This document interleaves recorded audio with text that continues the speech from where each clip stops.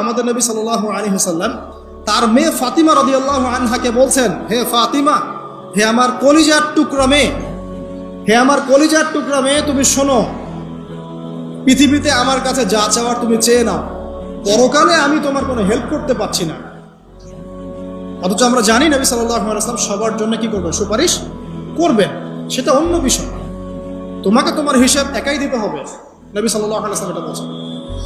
একদিন তিনি বাসায় ঢুকলেন, দেখছেন আয়েশা রাদিয়াল্লাহু আনহা কান্নাকাটি করছেন।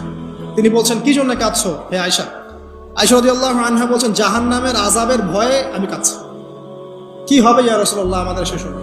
তখন আল্লাহর নবী তার স্ত্রীকে বলছেন, যাকে তিনি সবচেয়ে বেশি ভালোবাসেন, তাকে বলছেন, তিনটা ক্ষেত্র বা তিনটা জায়গা আছে যখন পৃথিবীর কোনো মানুষকে চিনতে পারবে না পরকালে, এমনকি আমিও তোমাকে চিনতে পারবো না।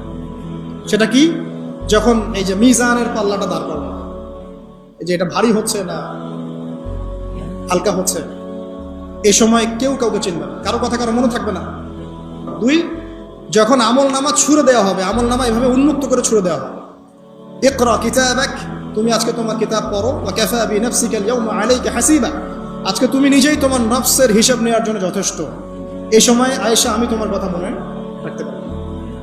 আরেকটা হচ্ছে যখন মানুষ পুলসিরাত পার হবে, তখন কেউ কারো কথা মনে